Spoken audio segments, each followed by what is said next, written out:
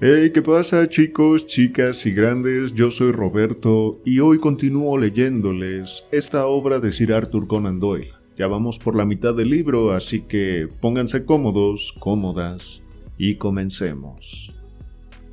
El mundo perdido, de Sir Arthur Conan Doyle. Continuación. Capítulo 11. Por una vez fui el héroe. Lord John Roxton tenía razón al pensar que alguna específica cualidad tóxica podía estar vinculada a la mordedura de aquellos horribles animales que nos habían atacado. A la mañana siguiente, después de nuestra primera aventura sobre la meseta, tanto Summerlee como yo experimentamos grandes dolores y fiebre, mientras la rodilla de Challenger estaba tan magullada que apenas podía caminar cojeando. Por lo tanto, permanecimos todo el día en nuestro campamento. Lord John estuvo ocupado, con nuestra ayuda en lo que pudimos, en elevar la altura y el espesor de la pared espinosa que constituía nuestra única defensa. Recuerdo que durante todo el día estuve perturbado por la sensación de que éramos estrechamente vigilados, aunque no pudiera sospechar quién era y dónde se ocultaba. La impresión era tan fuerte que se la comuniqué al profesor Challenger, quien opinó que solo era un efecto de la excitación cerebral causada por la fiebre. Una y otra vez me di vuelta rápidamente para mirar a mi alrededor, con la convicción de que iba a haber algo, pero solo me hallé con la oscura maraña de nuestra cerca o la solemne y cavernosa tiniebla de los grandes árboles, que formaban un arco sobre nuestras cabezas. Y sin embargo la sensación se fue haciendo cada vez más fuerte en mi mente. Algo nos observaba, y ese algo era malévolo y estaba a nuestra vera. Pensé en la superstición india de Kurupuri, el espantoso y acechante espíritu de los bosques, y llegué a imaginar que su terrible presencia perseguía a los que habían invadido su más remoto y secreto refugio. Aquella noche, la tercera en la tierra de Maple White, tuvimos una experiencia que dejó una sobrecogedora impresión en nuestro ánimo, y nos hizo agradecer que Lord John hubiese trabajado tan duro para hacer inexpugnable nuestro refugio. Dormíamos todos alrededor de nuestra mortecina hoguera cuando nos despertó, o mejor dicho, nos arrancó de nuestro adormecimiento, una sucesión de los más espantables gritos y alaridos que jamás había escuchado. No conozco ningún sonido al que pueda comparar ese tumulto asombroso, que parecía venir de algún lugar situado a pocos centenares de yardas de nuestro campamento. Desgarraba los oídos, como el silbido de una locomotora, pero en tanto el silbato tiene una sonoridad clara, aguda y mecánica, este otro era vibrante, y mucho más profundo en volumen, con la máxima tensión de la agonía y el horror. Nos tapamos los oídos con las manos para no escuchar aquel grito que destrozaba los nervios. Un sudor frío brotó en todo mi cuerpo y mi corazón se llenó de angustia ante tanta desgracia. Todas las angustias de una vida torturada, toda la tremenda acusación a los altos cielos y sus innumerables pesares parecían centrarse y condensarse en aquel único grito de agonía y espanto.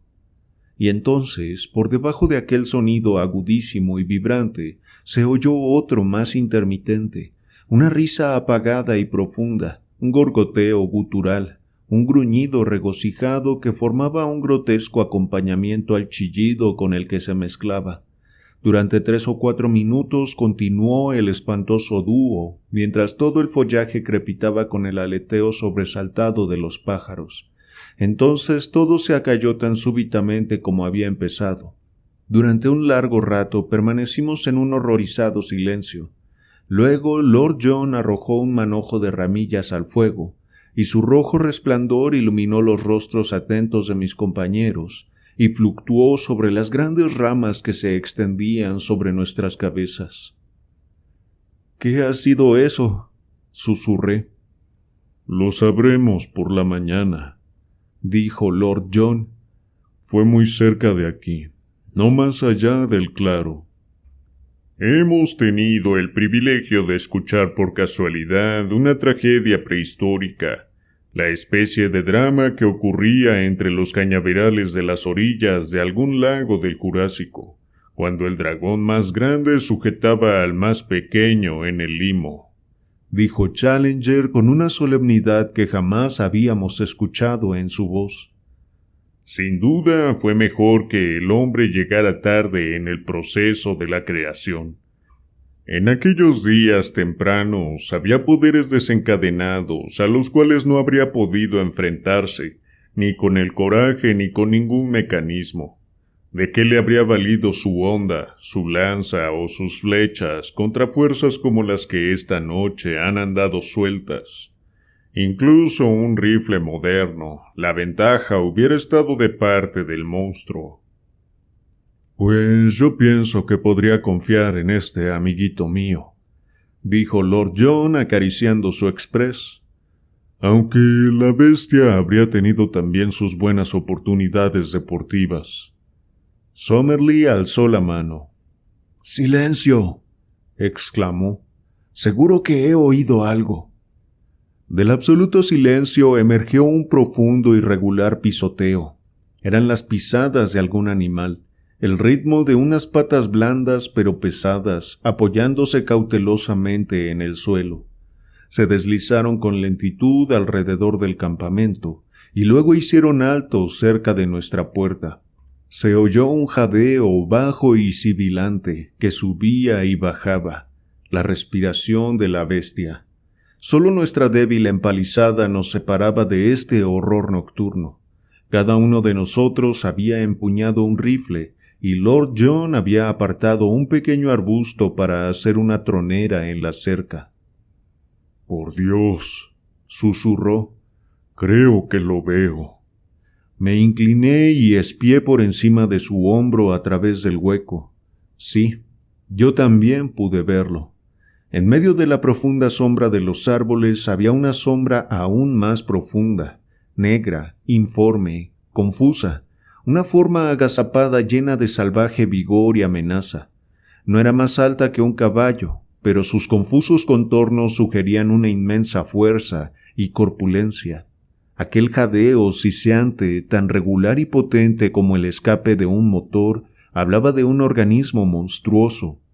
Una vez, cuando se movió, me pareció ver el reflejo de dos terribles ojos verdosos. Se produjo un pesado crujido, como si aquello se arrastrase lentamente hacia adelante. «Creo que va a saltar», dije, amartillando mi rifle. «No dispare, no dispare», susurró Lord John. «El estampido de un rifle en esta noche silenciosa se oiría a millas de distancia. Resérvelo como su última carta». «Si pasa por encima de la cerca, estamos perdidos», dijo Summerlee, y su voz se quebró en una risa nerviosa al hablar. «No, no debe pasar», exclamó Lord John, «pero retengan sus disparos hasta el último momento. Quizá pueda hacer algo con este fulano. De todos modos lo intentaré». Fue un acto tan valeroso como jamás vi hacer a otro hombre.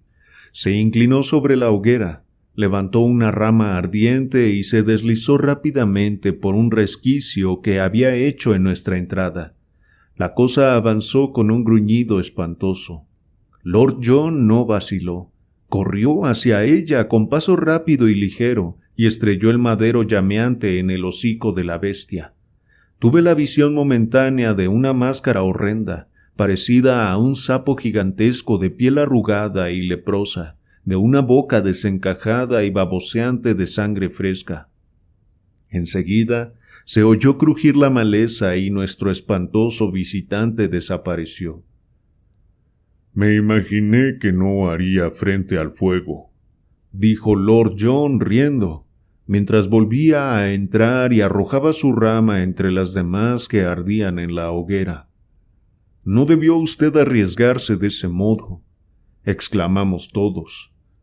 «No se podía hacer otra cosa. Si se hubiese metido entre nosotros, nos habríamos herido los unos a los otros tratando de darle a él.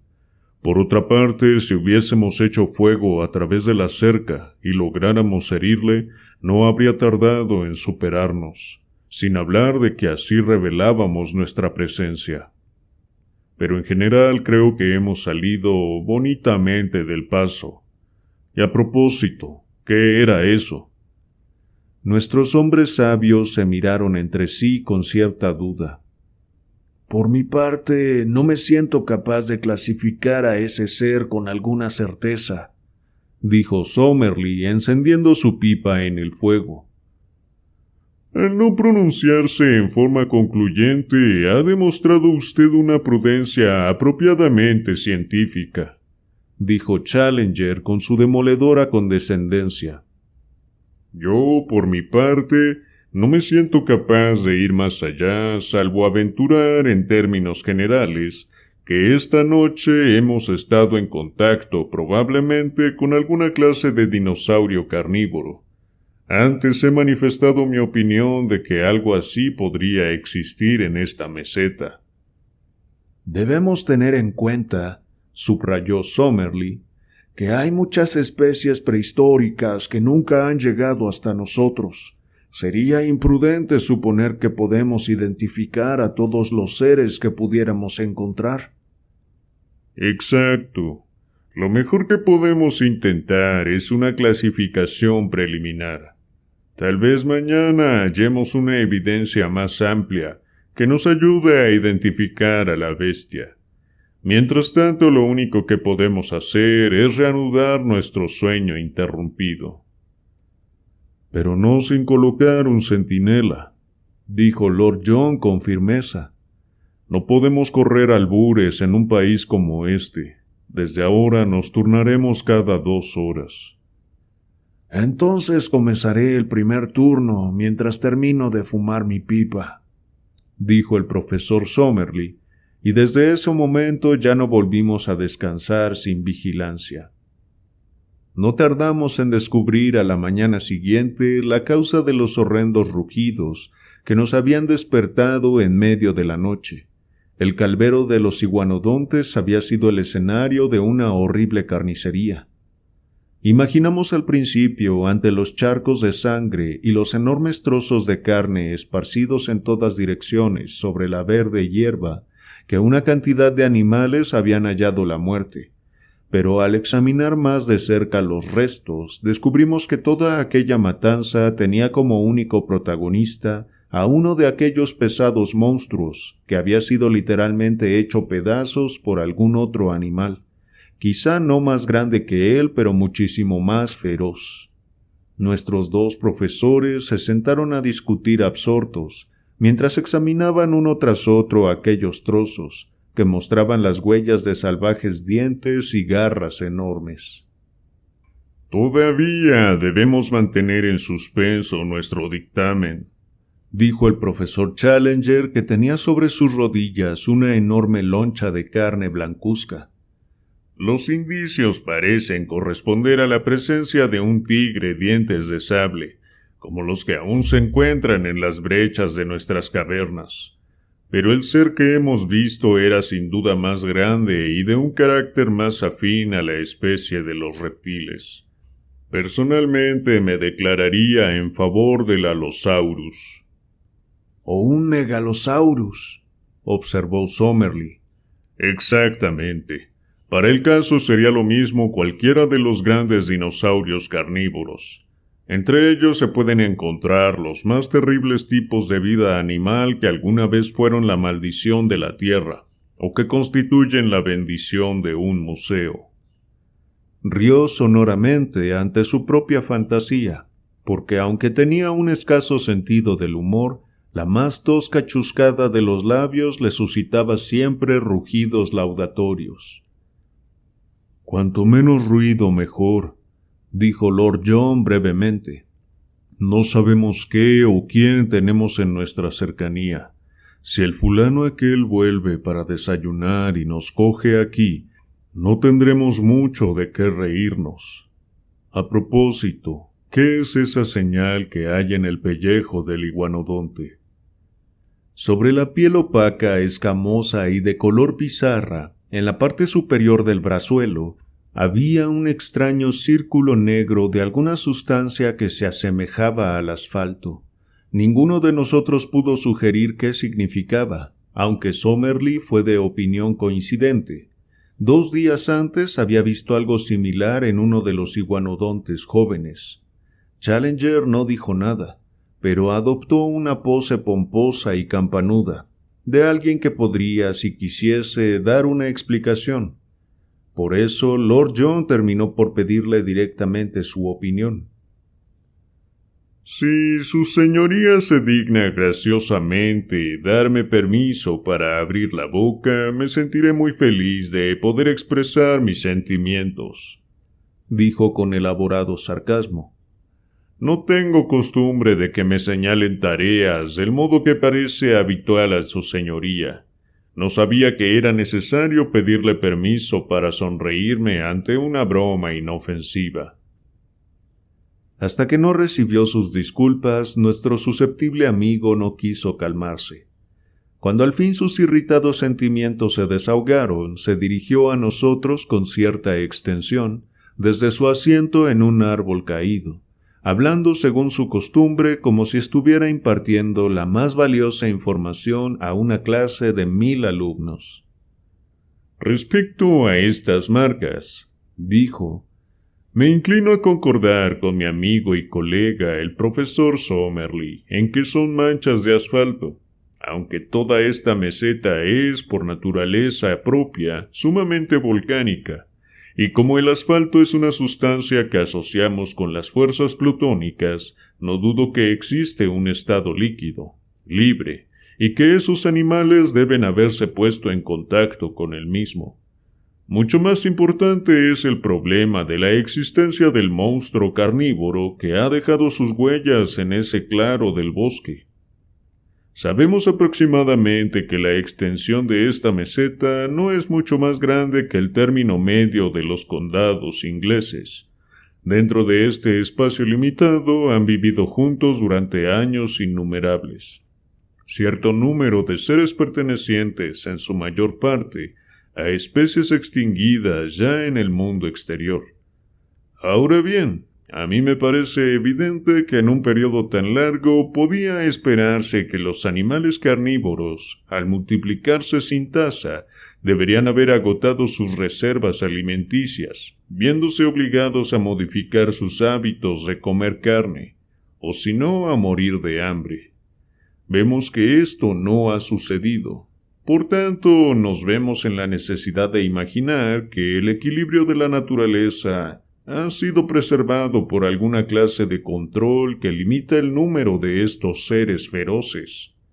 Uno de los muchos problemas interesantes que esperan nuestra solución es, por lo tanto, el descubrir cuál puede ser ese control y de qué manera opera. Me aventuro a creer que tendremos alguna oportunidad en el futuro para estudiar más de cerca a los dinosaurios carnívoros. Y yo me atrevo a creer que no tendremos esa oportunidad, observé. El profesor solo frunció sus gruesas cejas como hace el maestro ante la observación irrelevante de un niño travieso. Quizá el profesor Somerley tenga algún comentario que hacer, dijo, y los dos savants ascendieron juntos por una atmósfera científica enrarecida, donde sopesaron las posibilidades de una modificación de la escala de natalidad frente a la declinación del suministro de alimentos como un freno en la lucha por la existencia. Aquella mañana exploramos una pequeña porción de la meseta, evitando el pantano de los pterodáctilos y manteniéndonos al este de nuestro arroyo, en lugar de avanzar hacia el oeste. En esa dirección la comarca era todavía muy boscosa, con tanta cantidad de maleza que nuestro avance era muy lento. Hasta ahora me he ocupado de los terrenos de la tierra de Maple White, pero había otra cara de la cuestión, porque toda aquella mañana nos estuvimos paseando entre atractivas flores, la mayoría de las cuales observé eran de color blanco o amarillo. Y esto era así, según nuestros profesores, porque esas eran las tonalidades primitivas de las flores. En muchos lugares ellas cubrían totalmente el suelo, y cuando caminábamos hundiéndonos hasta los tobillos en aquella alfombra mullida y maravillosa, El perfume era casi intoxicante en su dulzura e intensidad. La albeja inglesa doméstica zumbaba por todas partes a nuestro alrededor. Pasábamos bajo muchos árboles cuyas ramas se doblaban bajo el peso de sus frutos, algunos de los cuales pertenecían a especies que conocíamos, pero otras eran variedades nuevas para nosotros. Observando cuáles de ellos eran picoteados por los pájaros, evitamos todo peligro de envenenamiento y añadimos una deliciosa diversificación a nuestras reservas alimenticias. En la jungla que atravesamos había numerosas sendas trilladas hechas por bestias feroces, y en los lugares más cenagosos vimos una profusión de extrañas huellas de pisadas, entre ellas muchas pertenecientes a iguanodontes. Una vez observamos paseando en un bosquecillo a unas cuantas de estas grandes bestias. Lord John, con ayuda de sus binoculares, pudo informar que también tenían las manchas de asfalto, pero situadas en lugar diferente del que habíamos examinado por la mañana. No lográbamos imaginar el significado de este fenómeno. Vimos muchos animales pequeños como puercoespines, un oso hormiguero con escamas y un cerdo salvaje variopinto de color y con largos colmillos curvos. Una vez vimos a través de una brecha entre los árboles la lometa despejada de una verde colina, bastante lejana. Por ella cruzaba a considerable velocidad un corpulento animal de color castaño oscuro. Pasó tan velozmente que no pudimos decir qué era, pero si efectivamente era un ciervo, como aseguraba Lord John, debería ser tan grande como aquellos monstruosos alces irlandeses que aún se desentierran de tiempo en tiempo en los pantanos de mi tierra natal. Desde la misteriosa visita hecha a nuestro campamento, siempre retornábamos al mismo con cierta desconfianza. Sin embargo, en esta ocasión hallamos todo en orden. Aquella noche tuvimos una gran discusión acerca de nuestra situación actual y nuestros futuros proyectos. Debo describirla con cierta amplitud porque nos condujo a un nuevo punto de partida, que nos permitió lograr un conocimiento más completo de la tierra de Maple White que el que hubiésemos alcanzado en muchas semanas de exploración. Summerlee fue quien abrió el debate. Durante todo el día habíamos estado de humor quejicoso, y ahora, ante alguna observación de Lord John acerca de lo que habríamos de hacer el día siguiente, toda su amargura se desbordó. «Lo que deberíamos hacer hoy, mañana y todo el tiempo», dijo, «es buscar alguna manera de salir de la trampa en que hemos caído. Ustedes solo estrujan sus cerebros para tratar de penetrar en este país. Yo digo que deberíamos urdir la manera de salir de él». «Me sorprende, señor», bramó Challenger mesando su majestática barba, «que un hombre de ciencia pueda comprometerse en sentimientos tan ignominiosos. Usted se halla en una tierra que ofrece tales alicientes a un naturalista ambicioso como jamás se los brindó ninguna otra desde el principio de la creación. ¿Y usted sugiere abandonarlo antes de que hayamos adquirido siquiera un conocimiento superficial de lo que contiene? Esperaba algo mejor de usted, profesor Summerlee». «Usted debe recordar», dijo Summerlee agriamente, «que yo tengo en Londres una clase numerosa que en estos momentos está a merced de un locum tenens sumamente ineficaz. Esto hace que mi situación sea diferente de la suya, profesor Challenger, puesto que a usted nunca se le encomendaron, que yo sepa, tareas educativas de responsabilidad». «Justamente», dijo Challenger, «siempre creí que era un sacrilegio que un cerebro con capacidad para la más elevada investigación original fuera desviado hacia objetivos menores. Por eso me he opuesto con firmeza a los compromisos escolásticos que me han ofrecido». «Por ejemplo», preguntó Summerlee con sorna, pero Lord John se apresuró a cambiar de conversación. «Debo decir», interrumpió, «que pienso haría muy mala figura volviendo a Londres antes de averiguar muchas más cosas sobre este lugar de las que sé en este momento». Yo nunca me atrevería a pisar otra vez la redacción de mi periódico y presentarme ante el viejo McArdle, dije. Por cierto, usted disculpará la franqueza de este relato, ¿verdad, señor? Él nunca me perdonaría que abandonase un reportaje semejante que aún tiene inagotables posibilidades. Además, por lo visto, es inútil discutir esto, pues no podemos bajar aunque quisiésemos. Nuestro joven amigo compensa muchas de sus obvias lagunas mentales porque posee en cierta medida un sentido común primitivo, señaló Challenger. Los intereses de su deplorable profesión carecen de importancia para nosotros, pero como ha señalado, no podemos bajar de ninguna manera. Por lo tanto, discutir el asunto es una pérdida de energía.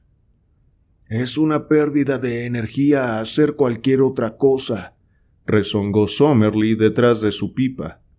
Permítanme que les recuerde que vinimos aquí con una misión perfectamente definida, que nos fue confiada en una asamblea del Instituto Zoológico de Londres. Esa misión tenía como objetivo verificar las afirmaciones del profesor Challenger. Debo admitir que ahora estamos en condiciones de respaldar esas afirmaciones. Por lo tanto, nuestra ostensible tarea ha sido cumplida. En cuanto a todos los detalles que restan por investigar en esta meseta, el trabajo es tan enorme que solo una expedición muy grande, con un equipamiento muy especial, podría hacer frente a todas sus necesidades. Si intentásemos hacerlo por nuestra cuenta, el único resultado posible será que nunca retornaríamos con la importante contribución para la ciencia que ya hemos obtenido. El profesor Challenger creó los medios para ascender a esta meseta, que parecía inaccesible. Creo que ahora debemos pedirle que haga uso de su ingenio, igual para devolvernos al mundo del que hemos venido. Confieso que tal como Summerlee expuso su tesis, me impresionó como algo enteramente razonable. Hasta Challenger quedó afectado por la consideración de que sus enemigos jamás serían refutados si la confirmación de sus aseveraciones nunca llegaba a quienes habían dudado de él. A primera vista, el problema del descenso es formidable, dijo, pero no dudo, sin embargo, que el intelecto es capaz de resolverlo. Estoy dispuesto a concordar con mi colega en que no es actualmente aconsejable una estancia prolongada en la tierra de Maplewhite, y que la cuestión del regreso tendrá que ser afrontada en breve. Sin embargo, me opongo terminantemente a abandonarla hasta que hayamos realizado por lo menos un examen superficial de esta comarca, y hasta que seamos capaces de llevar con nosotros algo semejante a un mapa. El profesor Summerlee lanzó un gruñido de impaciencia. Hemos pasado 2 días largos dedicados a la exploración, dijo, y no estamos más enterados de la geografía real de este lugar que cuando empezamos. Es innegable que todo está cubierto de espesos bosques y que llevaría meses penetrarlos y enterarnos de las relaciones entre cada una de sus partes. Sería diferente si hubiese un pico central, pero hasta donde podemos ver todo desciende en declive hacia adentro. Cuanto más lejos vayamos, menos probable será que obtengamos una visión de conjunto. Ese fue el momento en que tuve mi inspiración. Mis ojos se alzaron por casualidad hacia el tronco nudoso del árbol ginkgo que desplegaba sobre nosotros sus enormes ramas. Ciertamente, si su tronco era mayor que todos los demás, lo mismo sucedería con su altura. Si el margen de la meseta era verdaderamente su parte más elevada, ¿por qué este árbol gigantesco no habría de constituir una verdadera torre vigía que dominase todo el país? Y bien, desde mis correrías salvajes de Mozalbete, allá en Irlanda, fui un osado y hábil trepador de árboles. Mis camaradas podrían ser mis maestros escalando rocas, pero yo sabía que era insuperable entre las ramas. Si lograba colocar mis piernas en el más bajo de estos gigantescos vástagos, sería verdaderamente raro que no pudiese abrirme camino hasta la copa. Mis camaradas quedaron encantados con mi idea. Nuestro joven amigo, dijo Challenger inflando las rojas manzanas de sus carrillos, Es capaz de ejercicios acrobáticos que serían imposibles para un hombre de más sólida y posiblemente más dominante apariencia. Aplaudo su determinación. Por Dios, compañerito, ha dado usted en el clavo, dijo Lord John, dándome palmadas en la espalda. No puedo entender cómo no pensamos antes en eso. Solo nos queda 1 hora de luz, pero si lleva su libro de notas quizá pueda ser capaz de hacer un boceto preliminar del lugar. Si ponemos estas 3 cajas de municiones debajo de la rama, yo puedo fácilmente alzarlo hasta ella. Se puso de pie sobre las cajas mientras yo me colocaba de frente al tronco. Ya estaba levantándome suavemente cuando Challenger saltó hacia adelante y me dio tal empujón con su enorme mano que prácticamente me proyectó dentro del árbol. Me abracé con ambas manos a la rama y bregué fuerte con mis pies hasta que logré apoyar encima de ella primero mi cuerpo y después mis rodillas. Había 3 excelentes vástagos que nacían del tronco, por encima de mi cabeza, que parecían 3 anchos peldaños de escalera, y más allá una maraña de ramas convenientemente situadas, de modo que pude trepar hacia arriba con tal rapidez que pronto perdí de vista el suelo y no vi más que follaje debajo de mí. Aquí y allá encontraba un impedimento, y una vez tuve que trepar por una enredadera hasta 9 o 10 pies, pero hice excelentes progresos y la voz retumbante de Challenger parecía llegar hasta mí desde una gran distancia hacia abajo. De todos modos, el árbol era enorme, y mirando hacia arriba no pude apreciar ningún claro entre las hojas por encima de mi cabeza. Sobre una de estas ramas, por la cual me estaba arrastrando, había una especie de mata tupida, parecida a un arbusto aéreo parásito. Apoyé la cabeza por su costado para ver qué había detrás y estuve a punto de caer del árbol de la sorpresa y el horror que me produjo lo que contemplé. Una cara me miraba con fijeza, a una distancia de 1 o 2 pies solamente. El ser al cual pertenecía estaba agazapado detrás de la mata parásita y se había puesto a mirar alrededor al mismo tiempo que yo. Era un rostro humano, o por lo menos era mucho más humano que el de cualquier mono que yo hubiera visto.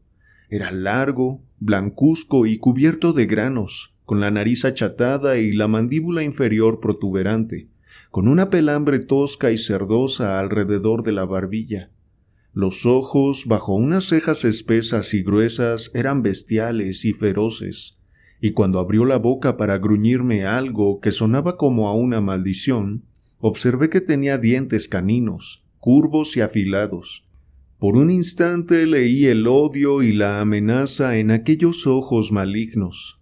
Luego, con la rapidez de un relámpago, se llenaron de una expresión de temor abrumador. Hubo un crujido de ramas rotas cuando se sumergió desatinadamente en la maraña del follaje. Vislumbré el reflejo de un cuerpo peludo semejante al de un cardo rojizo, y luego desapareció entre un torbellino de hojas y ramas. ¿Qué sucede?, gritó Roxton desde abajo. ¿Le ocurre algo malo? ¿No lo vieron ustedes?, exclamé con mis brazos aferrados a la rama y todos mis nervios trepidando. Hemos oído un estrépito, como si su pie hubiese resbalado. ¿Qué fue? Estaba tan conmovido por la súbita y extraña aparición de ese mono hombre que dudé ante la posibilidad de bajar otra vez y narrar la experiencia a mis compañeros, pero había llegado tan alto por el gran árbol que me pareció humillante volver sin haber llevado a cabo mi misión. Hice una larga pausa, no obstante, para recobrar mi aliento y mi valor, y luego continué mi ascenso. Una vez apoyé todo mi peso sobre una rama podrida y quedé columpiándome por unos instantes con las manos. Pero en lo principal fue una escalada muy fácil. Poco a poco el follaje se fue aclarando a mi alrededor y comprendí, al sentir el viento sobre mi rostro, que ya había sobrepasado a todos los árboles del bosque. Pero estaba decidido, sin embargo, a no mirar a mi alrededor hasta alcanzar el punto más alto, de modo que seguí trepando hasta que la rama extrema de la copa se curvó bajo mi peso. Entonces me afirmé en una horqueta conveniente y balanceándome con seguridad me hallé contemplando el más maravilloso panorama del extraño país en que nos encontrábamos. El sol estaba justamente rozando la línea del horizonte por el oeste, y el atardecer era especialmente brillante y claro, de modo que toda la extensión de la meseta se ofrecía ante mi vista. Vista desde esa altura, se presentaba como un óvalo de unas 30 millas de largo por unas 20 de ancho. Su conformación general era la de un embudo poco profundo, que descendía en declive por todos sus lados hasta un lago bastante grande que había en su centro. El lago debía de tener unas 10 millas de circunferencia, y se extendía muy verde y hermoso a la luz del atardecer, con una espesa orla de cañaverales en sus orillas y su superficie quebrada por algunos amarillos bancos de arena que brillaban como el oro al suave resplandor del sol. En los bordes de aquellas manchas arenosas se veían cantidades de objetos largos y oscuros, demasiado gruesos para ser caimanes y demasiado largos para ser canoas. Con mis gemelos pude ver claramente que estaban vivos, pero no pude imaginar cuál podría ser su naturaleza. Desde el lado de la meseta en que estábamos descendían las tierras boscosas, con ocasionales claros que se desplegaban hacia el lago central en una extensión de 5 o 6 millas. Pude ver a mis mismos pies el calvero de los iguanodontes y más lejos una abertura redonda entre los árboles señalaba la ciénaga de los pterodáctilos. Sin embargo, por la parte que quedaba frente a mí, la meseta presentaba un aspecto muy diferente. Allí, los riscos basálticos del exterior se reproducían por el interior, formando una escarpa de unos 200 pies de altura, con una pendiente boscosa por debajo. A lo largo de la base de estos riscos rojizos, a cierta altura sobre el suelo, pude ver con ayuda de mis prismáticos una cantidad de agujeros negros, que debían ser las bocas de cuevas, según conjeturé.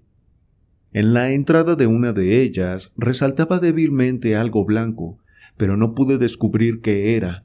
Me puse a dibujar el mapa de la comarca hasta que el sol se puso y estuvo demasiado oscuro para distinguir los detalles. Luego descendí hasta donde me esperaban ansiosamente mis compañeros, al pie del gran árbol. Por una vez fui el héroe de la expedición.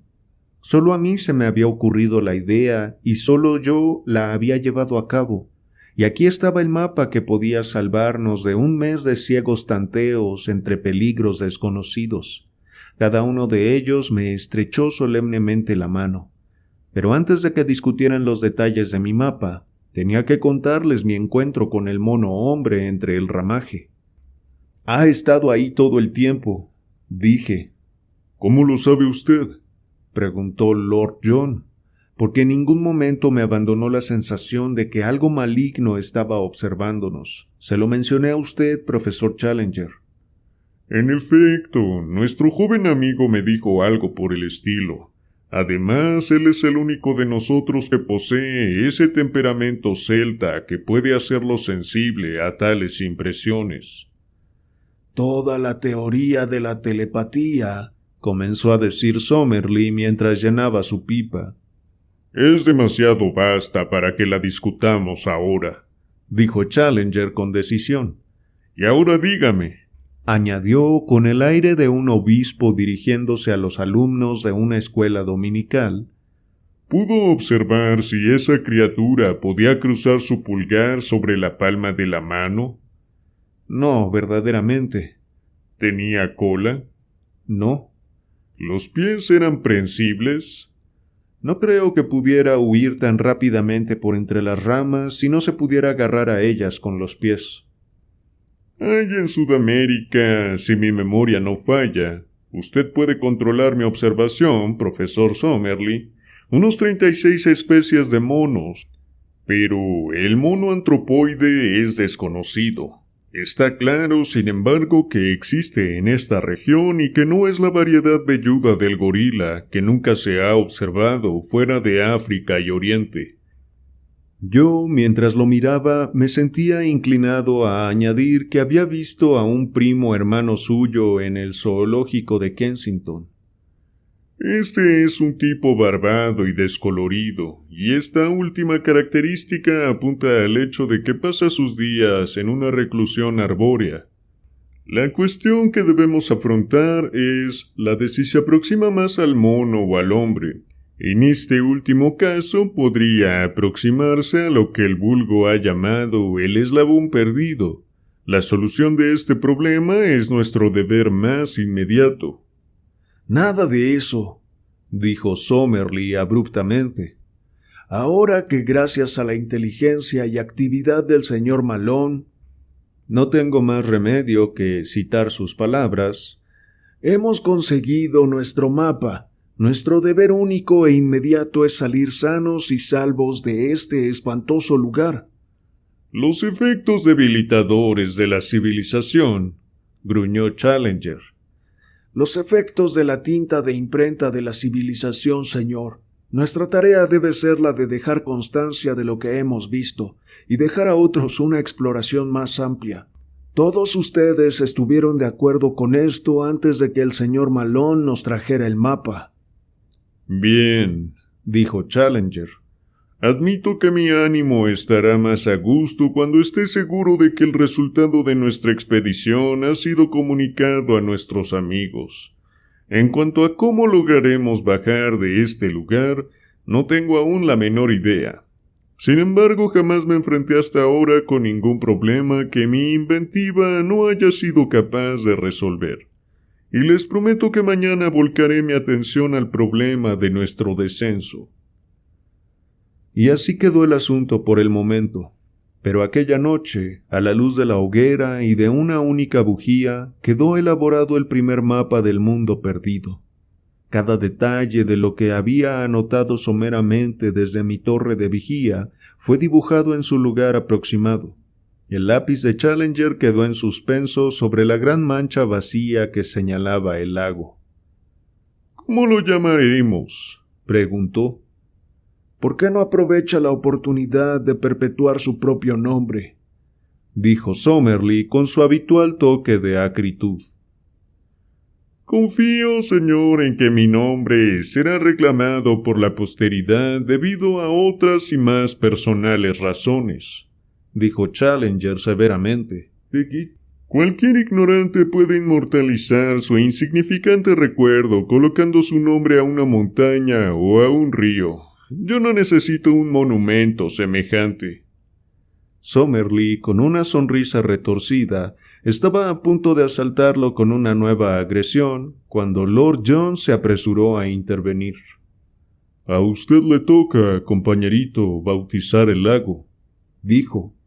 Usted lo vio primero y por Dios que si elige llamarlo Lago Malone, nadie con mayores derechos para hacerlo. Sin duda, dejemos que sea nuestro joven amigo quien le ponga un nombre, dijo Challenger.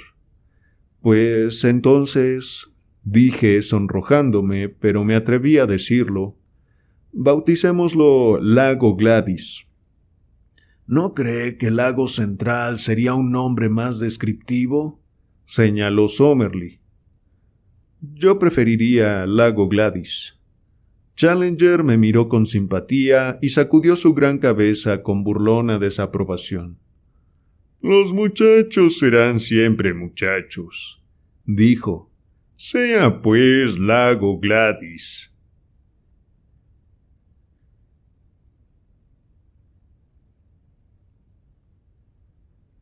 Capítulo 12. Todo era espanto en el bosque. He dicho ya, o quizá no lo he dicho porque la memoria me ha hecho bromas pesadas durante estos días, que resplandecía de orgullo cuando hombres de la talla de mis 3 camaradas me agradecían por haber salvado, o por lo menos aliviado en parte la situación. Como el más joven del grupo, no solamente en años, sino también en experiencia, carácter, conocimientos, y todo aquello que contribuye a forjar un hombre, había quedado desde el principio en un cono de sombra. Y ahora era la mía. La idea me enfervorizó. ¡Ay, que siempre el orgullo anticipa la caída! esa cálida sensación de confianza en mí mismo a la que se añadía una medida de autosatisfacción, iban a arrastrarme esa misma noche a la más espantosa experiencia de mi vida, a una conmoción que aún me pone enfermo cada vez que la recuerdo. Sucedió de este modo. La aventura del árbol me había producido una desmedida excitación, y me hacía el sueño imposible. Summerlee estaba haciendo la guardia, encorvado junto a nuestra pequeña hoguera, una figura sutilmente arcaica en su angulosidad, con el rifle sobre las rodillas y su puntiaguda barba de chivo oscilando cada vez que cabeceaba de fatiga. Lord John estaba acostado en silencio, arrebujado en el poncho sudamericano que usaba, mientras Challenger roncaba con retumbos y rechinamientos que resonaban en todo el bosque. Brillaba esplendorosamente la luna llena, y el aire era de un frescor vigorizante. ¡Qué noche para un paseo! Y entonces de pronto se me ocurrió la idea. ¿Por qué no? Supongamos que me marcho a hurtadillas, silenciosamente. Supongamos que camino hasta el lago central y que regreso a tiempo para el desayuno con algunas informaciones sobre el lugar. ¿No sería contemplado en tal caso como un asociado aún más digno de mención? Entonces, si Summerlee ganaba la partida y descubríamos algún medio para escapar, retornaríamos a Londres con información de primera mano acerca del misterio central de la meseta, en el cual yo solo entre todos los hombres habría penetrado. Pensé en Gladys y en su «estamos rodeados de heroísmos». Me parecía oír su voz al decir esas palabras. Recordé también a McArdle. ¡Qué artículo a 3 columnas para el periódico! ¡Qué base para una carrera! Entonces podría estar a mi alcance una corresponsalía en la próxima guerra mundial. Empuñé un arma, mis bolsillos estaban llenos de cartuchos, y apartando los arbustos espinosos de la puerta de nuestra zareba, me deslicé con rapidez hacia afuera. Mi última mirada me mostró al inconsciente Summerlee, el más inútil de los centinelas, todavía cabeceando como un estrafalario juguete mecánico frente a los rescoldos de la hoguera. No había recorrido aún un centenar de yardas cuando me arrepentí profundamente de mi imprudencia. Creo haber dicho en alguna parte de esta crónica que soy excesivamente imaginativo para ser un hombre auténticamente valeroso, pero que tengo un temor invencible a parecer miedoso. Esta era la fuerza que ahora me empujaba hacia adelante. Aun si mis camaradas no hubiesen notado mi ausencia y no llegasen jamás a saber de mi flaqueza, todavía quedaría en mi alma una intolerable vergüenza interior. Y sin embargo me estremecía ante la situación en que me hallaba, y habría dado todo cuanto poseía en aquel momento por obtener una salida honrosa a aquel asunto. La selva estaba preñada de espantos, los árboles crecían tan juntos y su follaje se expandía tan profusamente que nada me llegaba de la luz de la luna, salvo que aquí y allá las altas ramas formaban una filigrana enmarañada contra el cielo estrellado. A medida que mis ojos se fueron acostumbrando a la oscuridad, aprendieron a distinguir distintos grados de tinieblas entre los árboles. Algunos eran confusamente visibles, en tanto que entre ellos había parches de oscuridad, negros como el carbón, semejantes a bocas de cavernas, de los que me apartaba horrorizado cuando pasaba. Recordé el alarido desesperado del iguanodonte martirizado, aquel grito espantoso que había despertado los ecos del bosque. Recordé también la imagen fugaz de un hocico abotagado, verrugoso y babeante de sangre visto a la luz de la antorcha de Lord John. Y ahora estaba en sus cotos de caza. En cualquier momento podía saltar sobre mí de entre las sombras, aquel monstruo horrible y sin nombre. Me detuve y sacando un cartucho de mi bolsillo abrí la recámara de mi rifle. Al tocar la palanca me dio un vuelco el corazón. Había cogido la escopeta en lugar del rifle. Otra vez me arrastró el impulso de volver. Aquí tenía la mejor de las razones para justificar mi fracaso, una razón por la cual nadie podría pensar mal de mí. Y una vez más el estúpido orgullo luchó hasta con la misma palabra fracaso. No podía, no debía fracasar. Después de todo, mi rifle habría resultado tan inútil como la escopeta contra los peligros que pudiera encontrar. Si volvía al campamento para cambiar el arma, difícilmente podía esperar que mi entrada y mi nueva salida pasaran inadvertidas. En tal caso tendría que dar explicaciones y mi intento ya no sería totalmente mío. Tras una pequeña duda, aguijoneé mi valor y proseguí mi camino, con la inútil escopeta bajo el brazo. La oscuridad de la selva había sido alarmante, pero aún peor era la blanca y desbordante luz de la luna en el abierto claro de los iguanodontes. Escondido entre los arbustos lo observé con precaución. Ninguna de aquellas grandes bestias estaba a la vista. Tal vez la tragedia acaecida a uno de ellos los habría apartado de sus campos de pastoreo.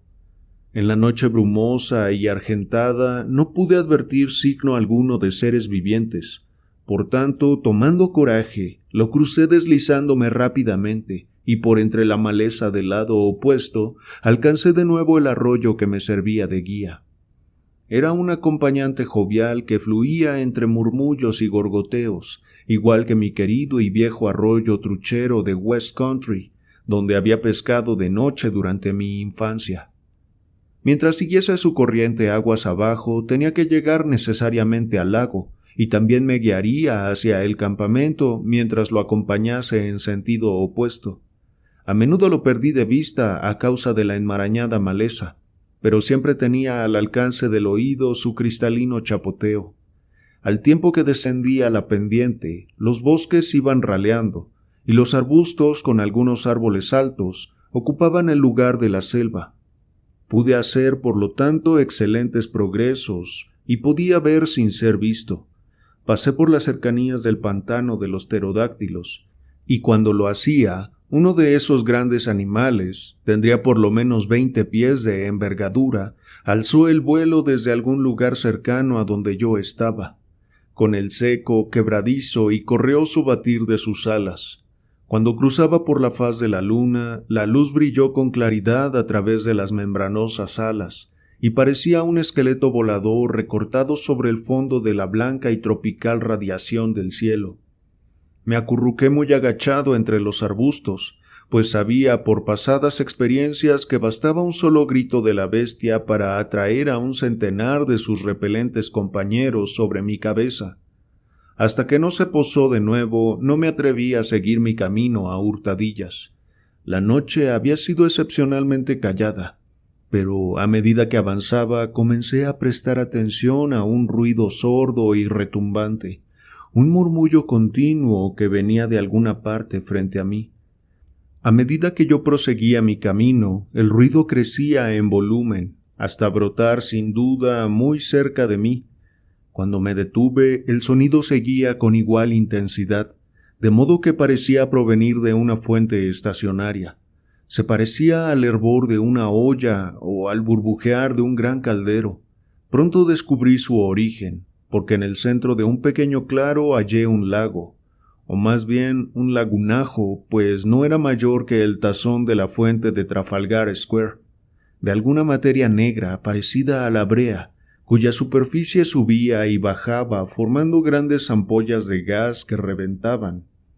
Por encima el aire tremolaba por el calor, y el suelo a su alrededor estaba tan caldeado que apenas podía soportar mi mano apoyada en él mismo. Era claro que la gran erupción volcánica que había levantado aquella extraña meseta hacía tantos años aún no había extinguido totalmente sus fuerzas. Ya había visto rocas ennegrecidas y montículos de lava diseminados por todas partes, asomando entre la lujuriante vegetación que los revestía, pero aquella alberca de asfalto en medio de la maleza era el primer indicio que teníamos de la actividad actual en las laderas del antiguo cráter. No tenía tiempo de examinar con mayor amplitud aquello porque tenía necesidad de darme prisa para regresar al campamento en la mañana. Fue un paseo espantoso, y que me acompañará en tanto conserve la memoria. En los grandes calveros del bosque que iluminaba la luna, me escurría por entre las sombras de sus márgenes.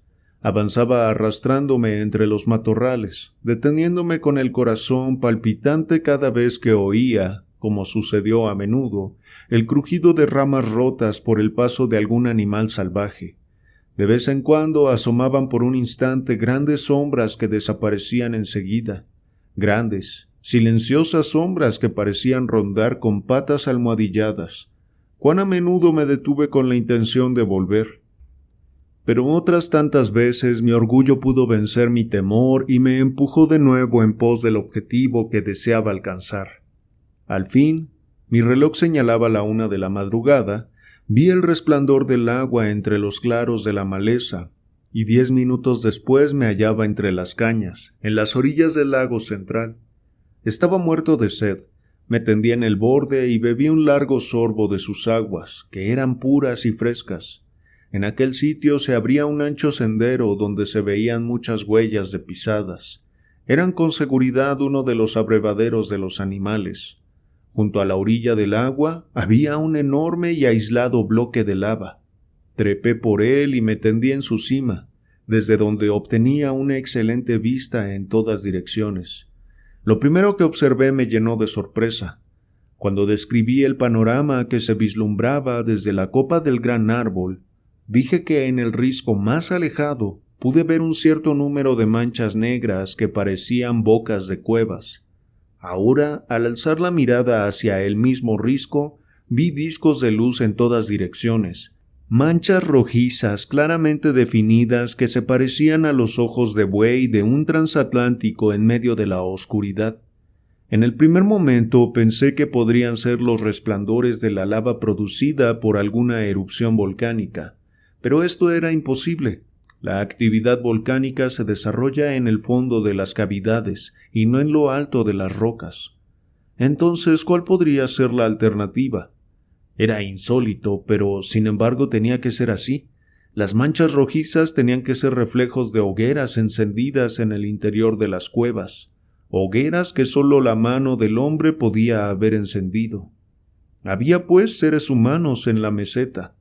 ¡Qué gloriosa justificación cobraba mi exploración! Esta sí era una noticia que merecía llevarse de regreso a Londres. Durante mucho tiempo permanecí echado sobre la roca y observando aquellas rojas y palpitantes manchas de luz. Estimo que estarían a unas 10 millas de donde yo las observaba, pero aún desde esa distancia era posible advertir cómo de tanto en tanto centelleaban o se oscurecían cuando alguien pasaba delante de ellas. Que no hubiera dado por trepar hasta allá arriba, atisbar lo que sucedía adentro y llevar a mis camaradas alguna información sobre el aspecto y las características de la raza que vivía en un lugar tan extraño. Por el momento aquello estaba fuera de la cuestión, aunque por cierto ya era imposible que abandonásemos la meseta sin haber logrado algún conocimiento preciso sobre aquel punto. El lago Gladys, mi propio lago, se extendía ante mí como una lámina de azogue, con la luna reflejándose llena de luminosidad en su centro. Era poco profundo, pues en muchos lugares vi asomar bajos bancos de arena sobre las aguas.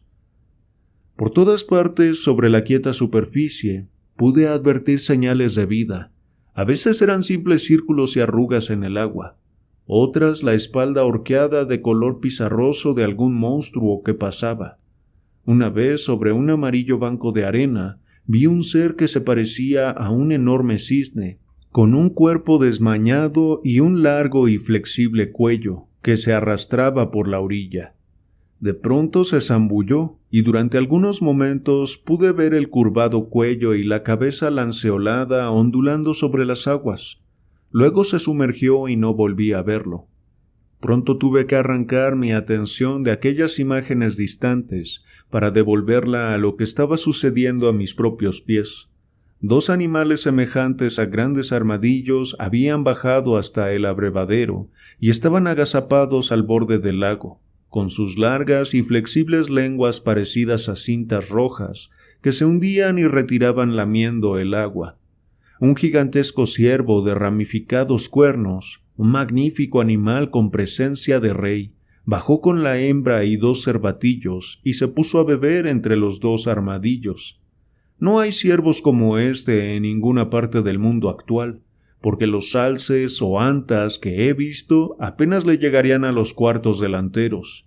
Luego lanzó un resoplido de advertencia y se alejó con su familia por entre las cañas, en tanto los armadillos también se aprestaban a correr en busca de refugio.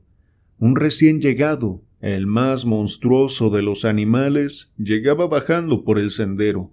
Por un instante me pregunté dónde había podido ver aquel cuerpo desmañado, aquella espalda arqueada con una orla de flecos triangulares y esa extraña cabeza de pájaro que se mantenía cerca del suelo. Y entonces recordé. Era el estegosaurio, el mismo animal que Mapplewhite había conservado en su álbum de dibujos y que había sido el primer objeto que atrajo la atención de Challenger. Allí estaba, y quizá era el mismo ejemplar que había visto el artista americano. El suelo se estremecía bajo su tremendo peso, y sus sorbos de agua resonaban en la noche tranquila. Durante 5 minutos estuvo tan cerca de mi roca que, alargando mi mano, habría podido tocar el hediondo rastrillo ondulado que tenía sobre su dorso. Después se alejó pesadamente y se perdió entre los pedruscos del camino. Al mirar mi reloj vi que eran las 2:30, o sea que ya era tiempo sobrado para que iniciase el viaje de regreso. No había dificultades en cuanto a la dirección que debía tomar para volver, porque a lo largo del viaje de ida había tenido el arroyuelo a mi izquierda, y éste desembocaba en el lago a un tiro de piedra del peñasco sobre el cual había estado tendido. Partí pues alegremente porque sentía que había hecho un buen trabajo y llevaba a mis compañeros una excelente colección de noticias. Por encima de todas, naturalmente, la obtenida ante la vista de las cuevas con sus fuegos y la certeza de que alguna raza troglodítica las habitaba. Pero también podía hablar de las experiencias recogidas en el lago central. Podía probar que estaba lleno de extraños seres y que había visto algunas formas terrestres de vida primitiva que no habíamos hallado anteriormente. Mientras caminaba iba reflexionando acerca de qué pocos hombres en el mundo podrían haber pasado una noche más extraña, o que hubiera añadido tantas cosas al conocimiento humano durante su transcurso. Trajinaba pendiente arriba, dando vueltas en mi mente a estos pensamientos, y había alcanzado ya un punto que debía estar a medio camino de nuestro campamento, cuando un ruido extraño a mis espaldas me trajo de vuelta a la conciencia de mi propia posición.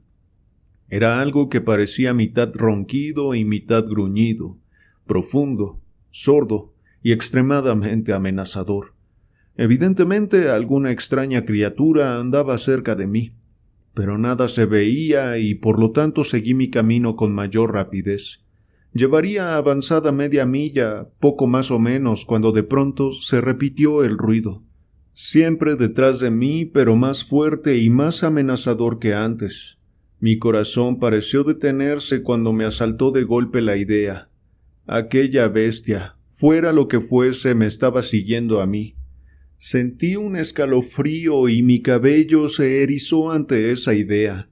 Que aquellos monstruos se despedazaran entre sí era parte de su singular lucha por la existencia, pero que se volviesen contra el hombre moderno, pudieran seguir deliberadamente su rastro y hacerlo su presa como si no fuese la especie dominante de la humanidad, era un hecho aterrador y que daba vértigo.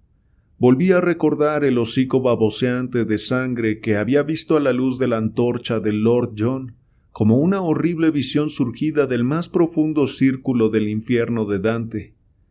Me detuve con las rodillas entrechocándose y clavé los ojos asustados en el parche de luz lunar que había detrás de mí.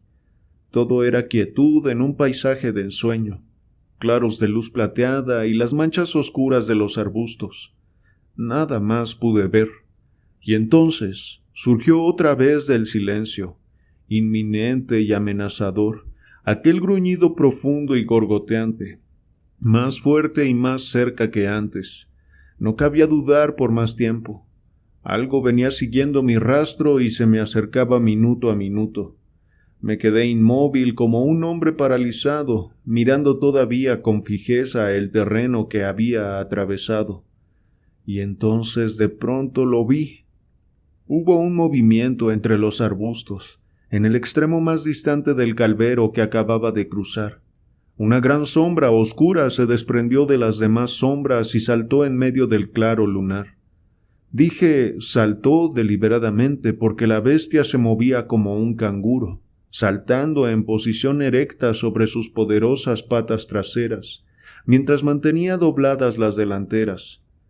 Era de un tamaño y una fuerza enormes. Parecía un elefante erguido en posición erecta, pero sus movimientos, a pesar de su corpulencia, eran sumamente activos. Por un momento, al ver su figura, confié en que fuera un iguanodonte, que conocía como un animal inofensivo, pero, a pesar de mi ignorancia, no tardé en advertir que ésta era una bestia muy diferente. En lugar de la bondadosa cabeza parecida a la de un ciervo, característica del gran animal de patas de 3 dedos que comía hojas, esta fiera tenía un hocico ancho, aplastado, semejante al de un sapo, como el de aquel que nos había alarmado en nuestro campamento. Tanto su grito feroz como la horrible energía que ponía en su persecución me persuadieron de que era seguramente uno de los grandes dinosaurios carnívoros, o sea, una de las bestias más terribles que habían pisado la faz de la tierra. Cuando el enorme bruto saltaba, se dejaba caer sobre sus patas delanteras y acercaba su nariz al suelo cada 20 yardas o cosa así. Estaba husmeando mi rastro. A veces por un instante lo perdía, pero volvía a encontrarlo enseguida, y avanzaba saltando rápidamente por el sendero que yo había tomado. Todavía hoy, cuando pienso en esa pesadilla, mi frente se cubre de sudor. ¿Qué podía hacer? Llevaba en la mano mi inútil escopeta. ¿Qué ayuda podía proporcionarme? Miré desesperadamente a mi alrededor en busca de una roca o de un árbol, pero estaba en un monte bajo donde no había nada más alto que un retoño de árbol joven. Pero yo sabía que la fiera que tenía tras de mí podía derribar un árbol adulto como si fuese una caña. Mi única posibilidad era la fuga. No podía moverme con rapidez en aquel terreno áspero y quebrado, pero al mirar a mi alrededor con desesperación, vi una senda bien marcada y apisonada que cruzaba frente a mí. Durante nuestras exploraciones habíamos visto varias de la misma clase, labradas por el paso de los animales salvajes. Por ello podría quizá defenderme, porque era un corredor veloz y estaba en excelentes condiciones. Arrojando mi inútil escopeta, me lancé a una carrera de media milla como nunca la había hecho antes, ni la he vuelto a hacer después. Me dolían las piernas. Mi pecho jadeaba y sentía que mi garganta iba a estallar por falta de aire, pero con aquel horror detrás de mí corría y corría. Al fin hice un alto porque apenas me podía mover. Por un momento creí que me lo había sacado de encima. Todo estaba quieto en el sendero, pero de pronto, con un crujido y unos desgarramientos, con un blando y pesado andar de pies gigantescos y un jadeo de pulmones monstruosos, la fiera estaba otra vez sobre mis pasos. Venía pisándome los talones. Estaba perdido. Qué insensato había sido al demorarme tanto en huir. Hasta entonces me había seguido por el olfato y sus movimientos eran lentos, pero cuando eché a correr me había visto. De allí en adelante me perseguía con los ojos, porque el sendero le mostraba por dónde iba. Ahora, al torcer por una curva, corría a grandes saltos. El resplandor de la luna brillaba en sus ojos enormes y protuberantes, en la fila de enormes dientes de sus abiertas fauces y en la bruñida guarnición de sus garras, sobre sus cortas y poderosas patas delanteras. Con un alarido de terror me di vuelta y corrí locamente por el sendero. Detrás de mí la respiración espesa y jadeante de la bestia sonaba cada vez más fuerte. Sus pesados pasos ya se apoyaban a mi lado. A cada instante esperaba sentir que me apresaba por la espalda. Y de pronto sentí un estrépito. Estaba cayendo en el vacío y todo lo demás fue silencio y oscuridad. Cuando emergí de mi desmayo, que supongo no pudo durar más de unos pocos minutos, advertí un olor espantoso y penetrante. Tanteando con la mano en la oscuridad, tropecé con algo que parecía un enorme trozo de carne, mientras mi otra mano tocaba un hueso muy grande. Muy arriba, sobre mí, había un círculo de cielo estrellado que me demostró que estaba en el fondo de un profundo pozo. Lentamente y tambaleándome, me puse de pie y fui tanteando todo mi cuerpo. Me sentía embotado y dolorido de la cabeza a los pies, pero no había miembro que no se moviese, ni articulación que no pudiera doblar. Según iban retornando a mi cerebro confuso las circunstancias de mi caída, alcé la vista aterrorizado, esperando ver la espantosa cabeza recortada sobre el cielo que palidecía. Pero no había señales del monstruo, sin embargo, ni tampoco pude oír ruido alguno que llegara de arriba. Comencé a caminar lentamente alrededor, tanteando en todas direcciones para averiguar en qué extraño lugar me había precipitado tan oportunamente. Era, como he dicho ya, un pozo, con las paredes sumamente empinadas y el fondo raso de unos 20 pies de anchura. Este fondo estaba sembrado de grandes trozos de carne, la mayor parte de los cuales estaba en el más avanzado estado de descomposición. La atmósfera era ponzoñosa y horrible. Después de tropezar y tambalearme al pisar sobre aquellos montones de podredumbre, vi de pronto con algo duro y descubrí que era un poste recto, firmemente empotrado en el centro del hueco. Era tan alto que no pude alcanzar su extremo con la mano. Parecía estar cubierto de grasa.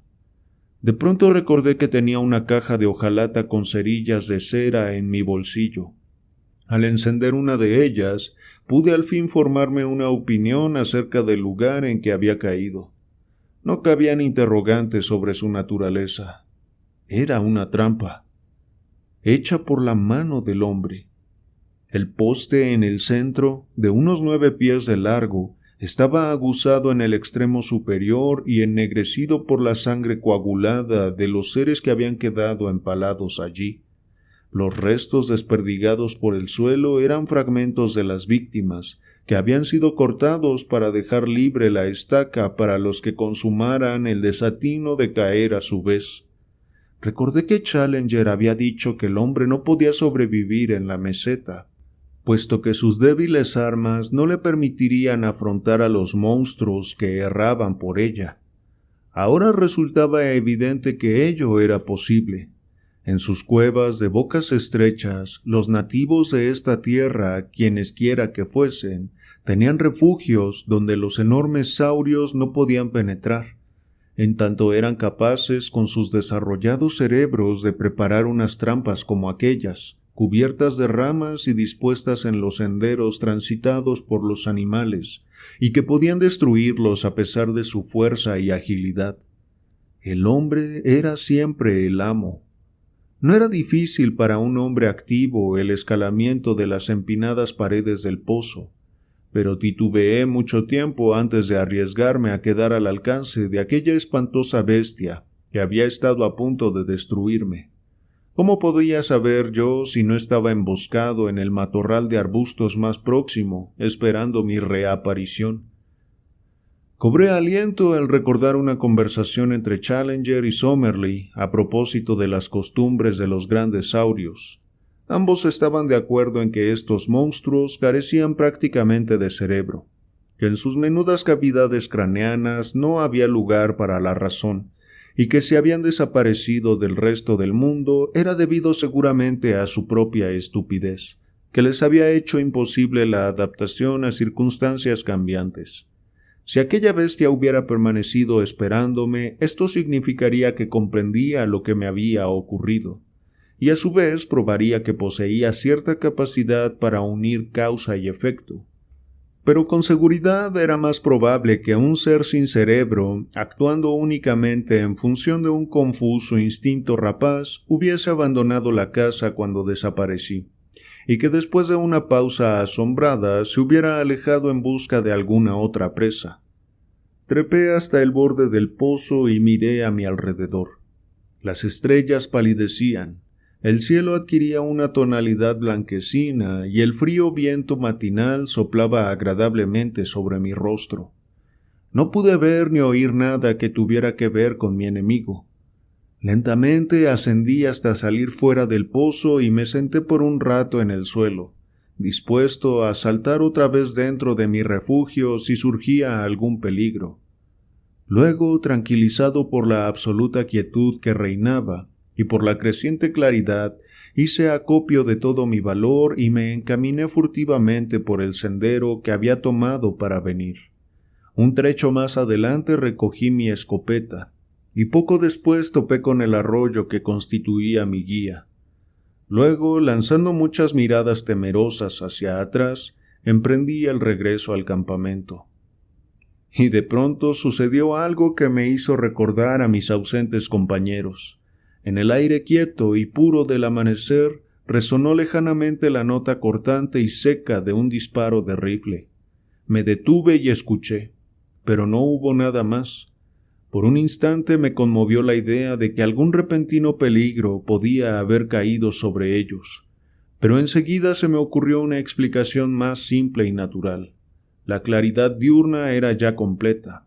Habrían imaginado que yo estaba perdido en los bosques y habían disparado para guiarme hacia el campamento. Es cierto que habíamos tomado la resolución estricta de no hacer fuego, pero si estimaban que yo podría estar en peligro, no vacilarían. A mí me tocaba ahora apresurarme todo lo posible para tranquilizarlos. Como estaba rendido y sin fuerzas, no pude avanzar con tanta rapidez como hubiera deseado, pero al fin entré en unos parajes conocidos. Allí estaba la ciénaga de los pterodáctilos a mi izquierda. Más allá, frente a mí, el claro de los iguanodontes. Ahora ya estaba en el último cinturón de árboles que me separaba del fuerte Challenger. Alcé mi voz en un grito jubiloso para alejar sus temores. Se me encogió el corazón ante aquel ominoso silencio. Apreté el paso hasta la carrera. La zareba se alzaba ante mí tal como la había dejado, pero la puerta estaba abierta. Me precipité en el recinto. Un espantoso panorama se presentó ante mis ojos, en la fría luz de la mañana. Nuestros efectos estaban esparcidos por el suelo en salvaje confusión. Mis camaradas habían desaparecido, y junto a las humeantes cenizas de nuestra hoguera, la hierba estaba teñida de escarlata por un espantoso charco de sangre. Tan aturdido quedé por este golpe repentino que durante unos instantes debo haber estado a punto de perder la razón. Tengo un vago recuerdo, tal como se rememora un mal sueño, de haber echado a correr a través de los bosques que rodeaban el campamento vacío, llamando desesperadamente a mis compañeros. Ninguna respuesta llegó desde las silenciosas sombras. El horrible pensamiento de que quizá nunca volvería a verlos, de que yo mismo quedaría abandonado y completamente solo en aquel espantoso lugar, sin una vía posible para descender al mundo de abajo, y que tal vez tendría que vivir y morir en aquel país de pesadilla, me llevaba a la desesperación. Debo haberme arrancado los cabellos y golpeado la cabeza en mi desconsuelo. Solo ahora comprendía la forma en que había aprendido a apoyarme en mis compañeros, en la serena confianza en sí mismo de Challenger y en la sangre fría llena de dominio y humor que poseía Lord Roxton. Sin ellos era como un niño en la oscuridad, desválido e impotente. No sabía qué camino tomar ni qué hacer primero. Después de un periodo de tiempo en que permanecí sentado en pleno azoramiento, traté de descubrir qué inopinada catástrofe podía haber sobrevenido a mis compañeros. El desorden que reinaba en todo el campamento demostraba que habían sufrido alguna clase de ataque, y el disparo de rifle señalaba sin duda el momento en que había ocurrido. El que solo hubiera habido un disparo indicaba que todo había terminado en un instante. Los rifles aún yacían sobre el suelo, y uno de ellos, el de Lord John, tenía un cartucho vacío en la recámara. Las mantas de Challenger y Somerley junto al fuego sugerían que ambos estaban durmiendo en el momento en que ocurrieron los hechos. Las cajas de municiones y de alimentos estaban esparcidas en salvaje desorden, junto con nuestras infortunadas cámaras fotográficas y portaplacas, pero no faltaba ninguna.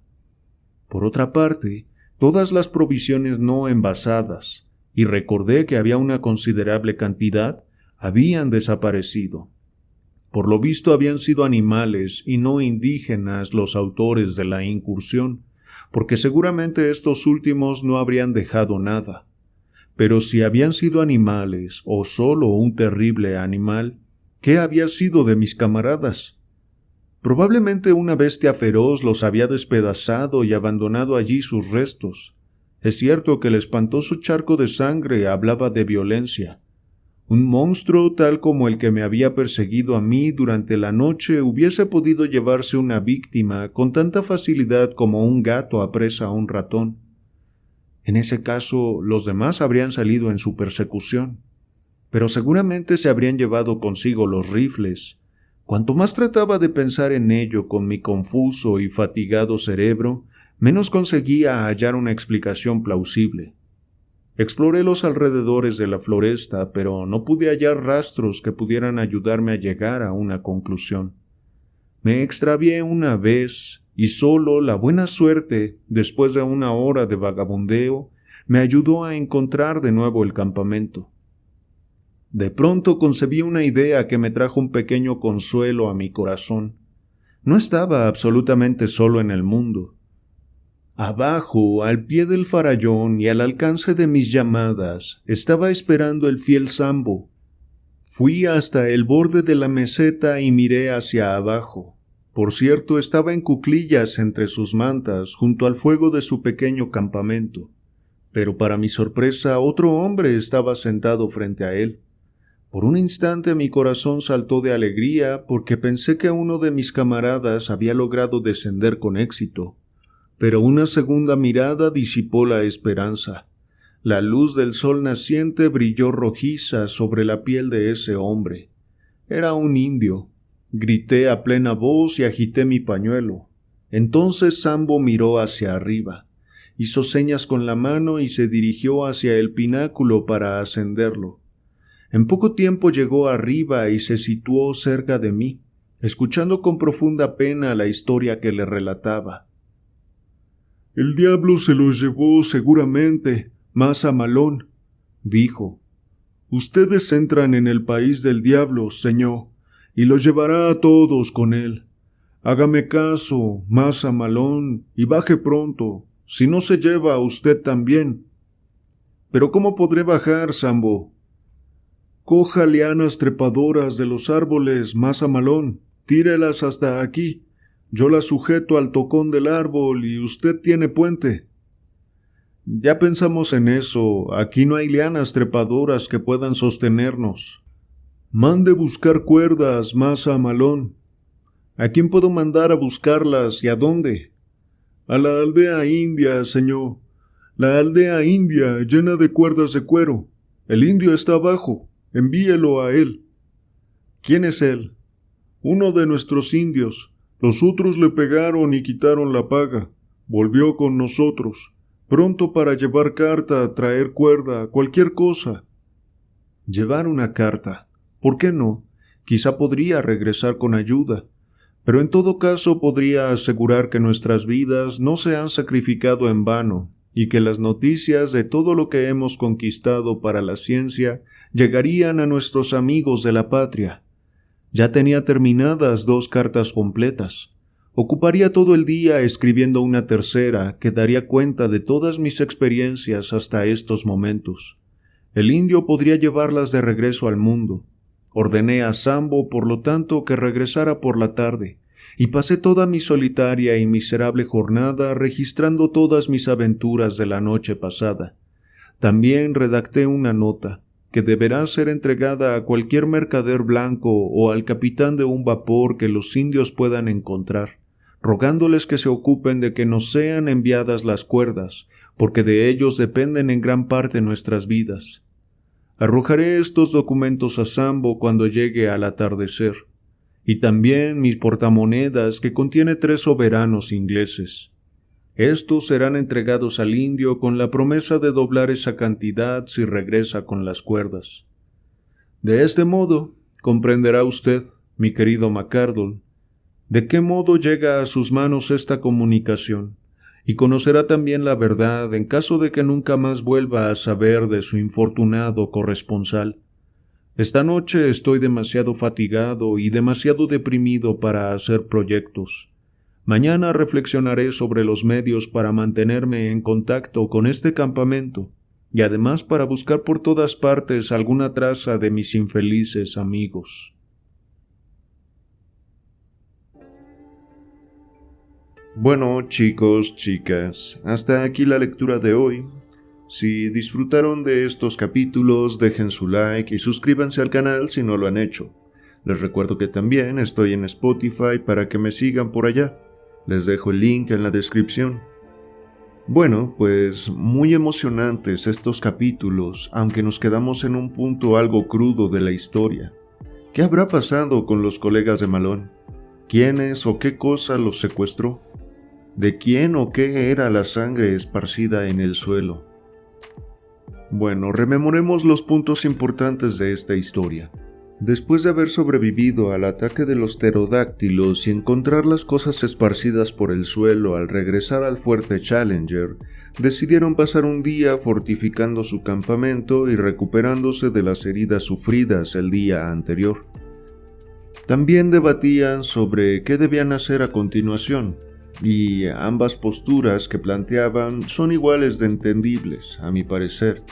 Por un lado está Summerlee, que les recordaba que el motivo del viaje era solo corroborar la propuesta de Challenger, cosa que ya habían hecho, incluso llevaban la evidencia en el cuerpo. Aún no tenían más que algunas fotos y la confirmación visual, pero quizás ya era suficiente para establecer una expedición posterior con más personas y mejor equipo. Es algo razonable que Summerlee pidiera que se pensara en una manera de atravesar el abismo y regresar. Pero también es comprensible que estando allí quisieran tener pruebas más contundentes de lo que habían visto y llevar más información para la posterior expedición. Así que Challenger se compromete a ocupar el día siguiente en pensar en una manera de regresar. Pero una vez establecido esto, Malone tiene una idea, que es la de escalar uno de los árboles más altos de los márgenes de la meseta. Puede tener una visión más clara del terreno. Se ofrece como voluntario para subir y dibujar un mapa. Recaba información que habrían tardado mucho tiempo en conseguir, y sus compañeros le muestran algo de respeto. Para él esto es algo muy importante porque pareciera que se había sentido poco útil en la expedición hasta ese momento, y el orgullo que le da recibir los cumplidos de sus compañeros lo hace crecerse demasiado. Se le va de las manos su propio contento, y de noche quiere seguir impresionando a sus colegas de viaje. Decide salir a explorar él solo para obtener más información relevante. Y descubre varias cosas, aunque tuvo varios obstáculos en el camino. Por ejemplo, descubre que el hombre que vio en la cima del árbol puede pertenecer a una tribu. También alcanza a ver otro tipo de dinosaurios en el lago. Pero no solo eso, sino que también ve animales un poco más evolucionados, es decir, que no son tan prehistóricos, pero que son de un tamaño descomunal o al menos mayor al habitual, como estos ciervos y armadillos. De regreso, las cosas se complican, pues lo persigue un espécimen que una noche atrás los había puesto a todos en guardia, justo ese que había destrozado al iguanodonte, y sigue su rastro. Al huir, Malone descubre una trampa en la que cae sin darse cuenta, se desmaya unos minutos. En esta trampa hay restos de dinosaurios en descomposición, y llega a la conclusión de que esa trampa no pudo ser obra más que de la supuesta tribu que vio en las cuevas del lago. ¿Qué tan evolucionados serán? ¿Formarán parte de las tribus de las cercanías o será un grupo de hombres que siempre ha vivido en la meseta? Supongo que lo descubriremos en el próximo video. Mientras tanto, dejamos a Malone algo confundido y decaído por haber perdido a sus compañeros de viaje. Pero no todo está perdido, pues también surge la idea de que Sambo vaya por cuerdas para poder hacer un puente. Y también puede ser que el hecho de que Malone haya salido por su cuenta sea algo afortunado para todos, ya que tiene la posibilidad de rescatar a sus compañeros. Tal vez el no encontrarse ahí cuando ocurrió la catástrofe les sirva a todos, pero ya lo iremos viendo en el siguiente video. En fin, chicos, chicas, hasta aquí los comentarios de hoy. Espero que hayan disfrutado del video. Para mí ha sido un placer leerles como siempre. Nos vemos.